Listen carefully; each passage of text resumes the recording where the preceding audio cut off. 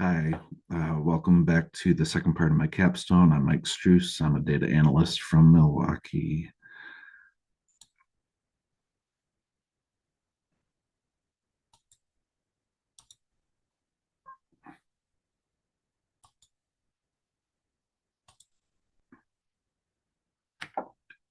On this first part, I'm going to show you where I got the data for the Tableau dashboard. I'm going to show you in the second half.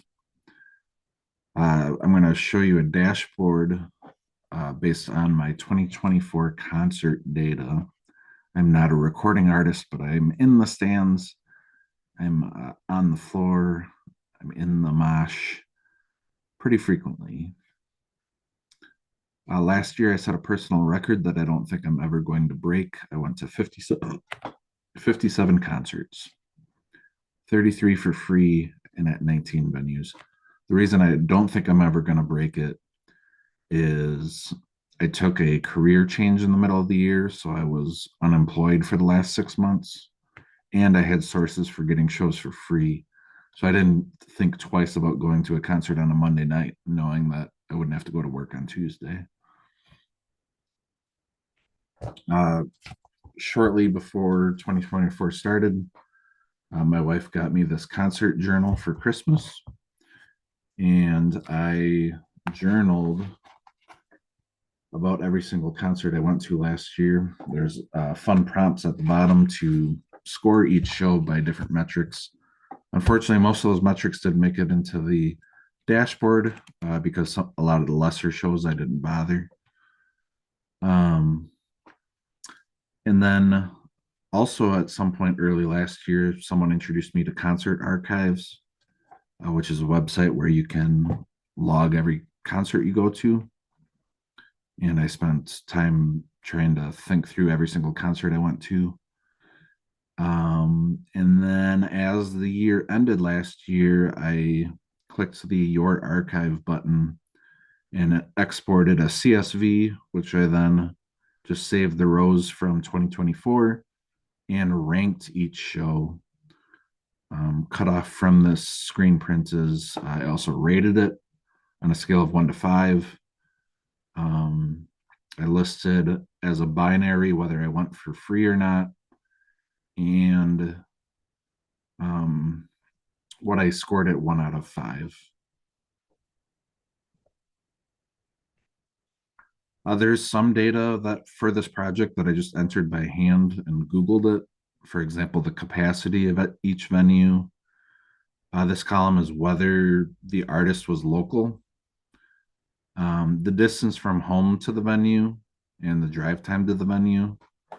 Some other things I typed by hand, the street address, and then I realized Tableau can't put things on a map by street address, but it can add things by latitude and longitude. So then I loaded those addresses into a website that could convert it to latitude and longitude. So a lot of manual data entry for this project. On to the right side of the screen, these are some older concerts. I imported all of the concerts I went to from Concert Archives for one of my graphs, which you'll see in a minute. These are some life events that play into the story of how I ended up going to so many concerts this year. This is also on my dashboard, but I thought it'd be easier to present here. 2009, I got my first smartphone. 2016, I had a garage fire and spent a lot of time that year dealing with that, so didn't go to many concerts. 2016 through 2019, we hosted international students at our house. I don't have any children, but that's the closest I've come to being a parent. So went to a few less in those years because of that. But then in 2019, July of 2019, I moved to Milwaukee, started going to a whole bunch of concerts, and then COVID happened. Went to one concert on March 6th, about a week before the world shut down. In 2021, I started ranking the 100 best albums of the year every year. 2023, I joined the staff of the Marcus Center of Performing Arts. They don't host a lot of concerts, but when they do, I get to go for free. And Probably the biggest engine for me going to 57 last year was I joined the Paps Theater street team where I hang up posters around downtown once a month in exchange for free tickets. And in February, just weeks ago, I finished a machine learning model predicting which New Music Friday albums I'll listen to. So a lot of these aren't concert related, a lot of them are music related, but the more music you listen to, the more concerts you can go to. If you're still listening to the same music you listened to in high school, those opportunities to know who's playing at the venues goes way down.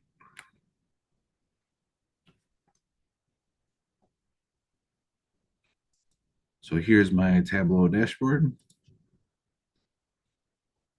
On this Tableau dashboard, I have four elements. On the top left, I have why or how I went to 39 concerts for free. How did I do it? Well, this tooltip here tells me that 23 of those discounts were for being on the street team, which I outlined in the information I gave you a minute ago. The rave has really easy contests to win.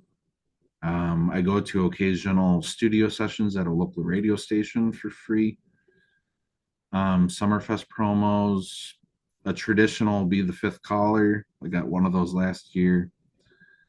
Record store day, I went to a local record store and saw one of my favorite albums of the year being performed. Saw two of these should actually be ushered. Um, and then two were at a public park. On the bottom left here, I have a chart with lots of tooltips for every venue I went to. Almost all the shows I went to were in Milwaukee, so like they're all right here, except for a few. If you zoom out, there's two in Chicago and one up in Sheboygan, but all of the rest are right here. I sized them by how many concerts I went to. The Paps Theater group, who I'm on the street team for, opened up the Vivarium in February, I believe. And one of my first tasks as a street team member was to hang up posters all around town, advertising the shows at the Vivarium. I was at the two very first shows at the Vivarium and went there more than any other venue this year.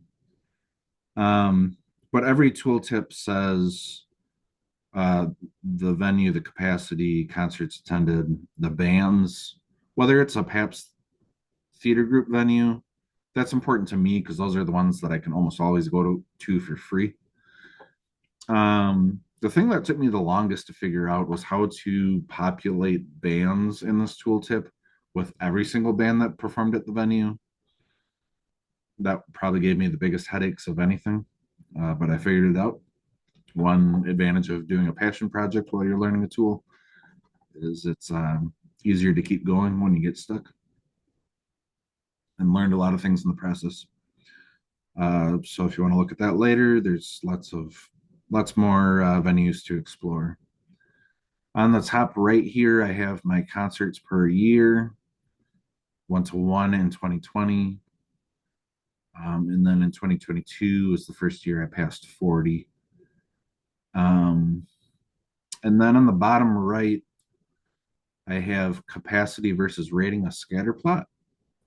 I wanted to see if smaller venues got higher ratings or if bigger venues got higher ratings.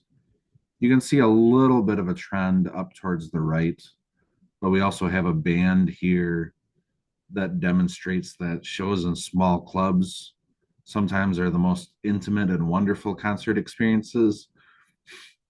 But also, if you see a performer who's really bombing in a room full of 12 people, that can be one of the most awkward experiences to have. I suppose if you were seeing someone bomb in front of 10,000 people, that would also be awkward. But I also think a confounding variable on why there's a bit of an upward trend is that if you're performing in a theater of 4,000 people, like Gregory Alan Isikoff is here, you're probably a good artist. You don't attract a crowd of 4,000 people if you're not at least a half decent performer. um, which is why I think there's a bit of an upward trend versus some of these smaller clubs. I was taking a chance on up and coming performer like Eliza McLam or Katie Kirby. Um, and each of these tooltips has a ton of information, what I rated them, how high they ranked in my year. One frustration with this scatter plot was I had a lot of crowding of several data points, maybe at the same venue with the same rating, and it's kind of hard to see the artist behind. Um, but other than that, I guess the other thing that I learned, especially with Tableau Public, is data wrangling and data cleaning while you're in Tableau is not nice. But if you come into Tableau with an already cleaned data set, then things go way smoother. I came into Tableau with what I thought was a clean data set, but then I thought of things that I wanted to add to it, and I tried adding new data sets and ran into some headaches and just backed out completely, cleaned up the larger data set, and then re-entered, remade the graphics. Also, I feature engineered so many metrics that didn't make it into this final dashboard. I probably could have made a second dashboard with the number of features that I came up with.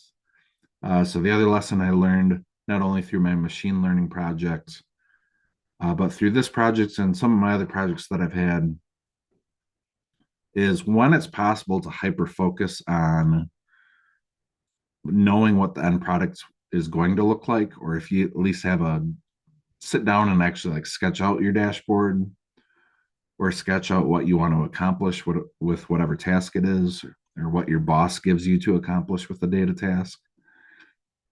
Have that in mind first before you start wrangling the data, because you can slice a data set 40 ways and come up with all sorts of fancy metrics. Sometimes you don't know till you start making the dashboard or start running the machine learning model. But the more you can actually like sit down and think through what the end product's going to look like, the better you can prepare the data and get to the end a little bit quicker. But some of the beauty is also in the process. And I enjoyed this project as well as all the projects I did here at Coding Temple. It was a wild ride, and I'm also kind of glad to be done and focus on just applying. Well, thanks for watching. I hope you enjoyed this presentation, learned a little bit about Milwaukee and the concert scene here, and maybe saw something in Tableau you hadn't seen before. Thanks for watching.